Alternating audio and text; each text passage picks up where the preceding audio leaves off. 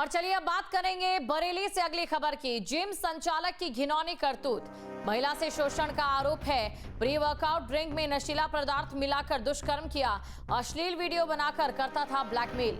मुख्य आरोपी और उसका भाई भी गिरफ्तार। ये बड़ी जानकारी आपको दे दें तो बड़ी खबर बरेली से, जहां पर महिला से शोषण का आरोप लगा है।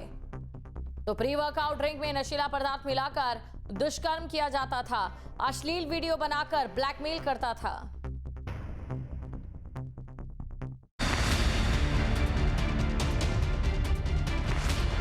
खबरदार, आपकी बेटी जिम में पसीना बहा रही है या कोई मजहबी दरिंदा उसकी आबरू का सौदा कर रहा है। बरेली के सिविल लाइंस में अल्टीमेट फिटनेस के नाम पर जिस्मानी जिहाद का वो घिनौना चेहरा सामने आया है, जिसे सुनकर रूह कांप जाएगी।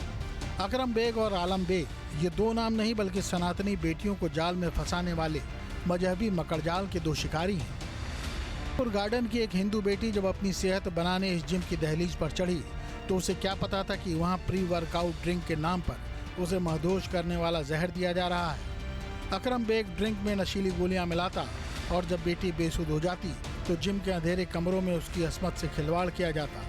इस दरिंदगी का वीडियो बनाया जाता ताकि उसे धर्मांतरण और निकाह के लिए मजबूर किया जा सके।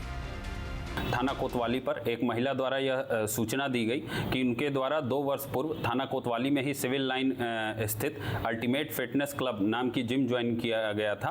उस जिम में अकरम बेग और उसका भाई आलम बेग, यह दोनों ओनर तथा ट्रेनर थे।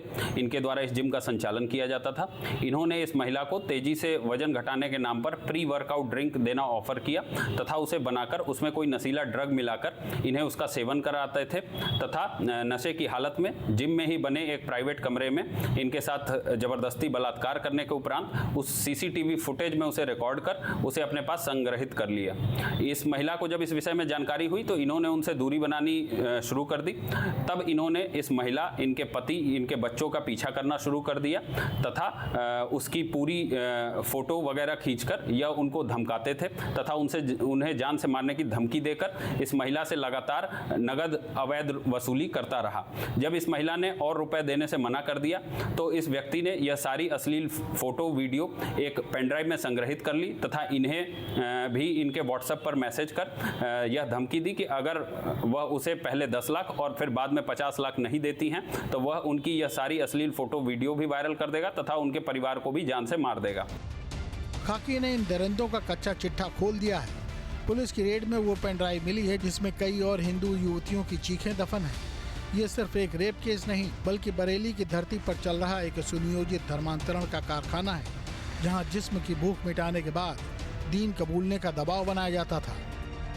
अकरम और आलम अब सलाखों के पीछे चढ़ रहे हैं, लेकिन सवाल वही है, जिम की आड़ में आखिर और कितने जिहादी घात लगाए बैठे हैं। कसरत शरीर की कीजिए लेकिन दिमाग की खिड़कियां खुली रखिए, क्योंकि ये दरिंदे आपकी सेहत नहीं, आपकी आस्था और आबरू नोचने आए हैं। Team news state. और इसी खबर पर अधिक जानकारी के साथ हमारे संवाददाता मनोज हमारे साथ जुड़ चुके हैं, तो सीधा मनोज के पास चलेंगे और मनोज से जानने की कोशिश करेंगे। मनोज, देखिए, अब यहां पर जिम जिहाद का ये जो मामला सामने आया है, इसको लेकर अभी क्या कार्रवाई जिम पर की जा रही है? क्या जिम के लाइसेंस को रद्द किया गया है? जिम के पास कोई औपचारिक लाइसेंस था?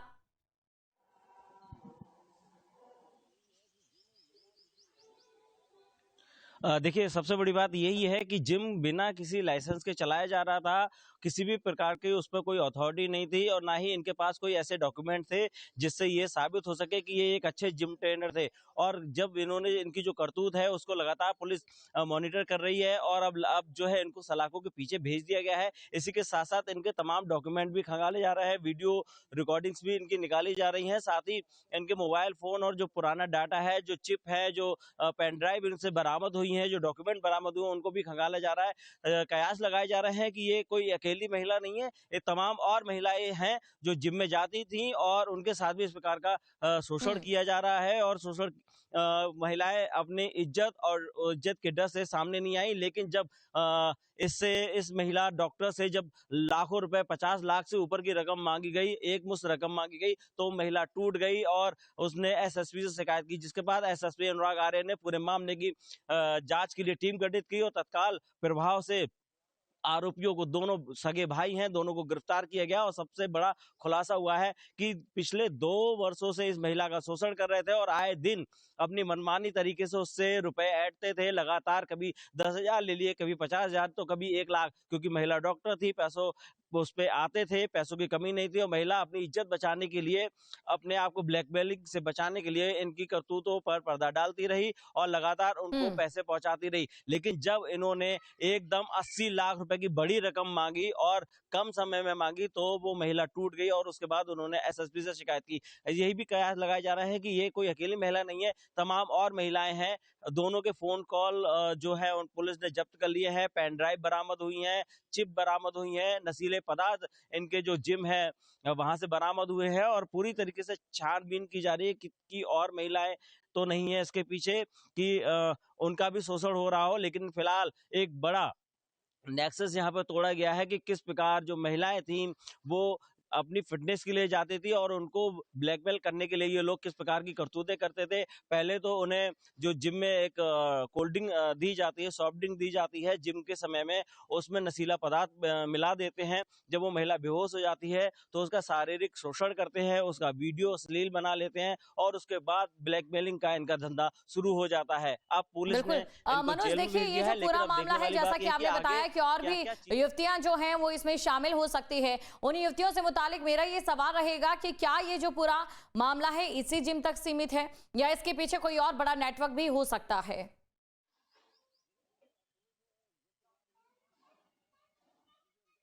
देखिए बिल्कुल, अब पुलिस जिस प्रकार इनके कॉल डिटेल हैं और तमाम चीजें इनके पास से मिली हैं, क्योंकि नशीले दवाइयां मिली हैं, गोलियां मिली हैं, इंजेक्शन मिले हैं, तो कहीं ना कहीं एक बड़ा नेक्सस निकलकर यहाँ सामने आता है। हालांकि अभी 2 लोगों के चेहरे सामने आए हैं, इससे जुड़े हुए तमाम जो इनके फोन कॉल हैं उनको भी पुलिस जो खंगाल रही है। बिल्कुल, और देखिए ये भी आपसे समझना चाहेंगे क्या किसी प्रकार की धार्मिक गतिविधियां भी इनसे करवाई जाती थी, क्योंकि जिम जिहाद इसे बताया जा रहा है?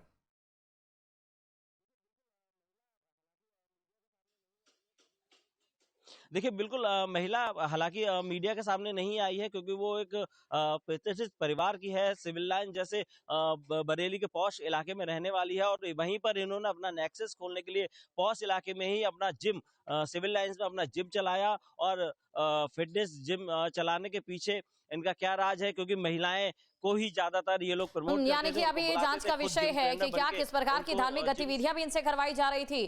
जिम जिहाद का ये जो मामला सामने आया है। शुक्रिया तमाम जानकारी को दर्शकों तक पहुंचाने के लिए।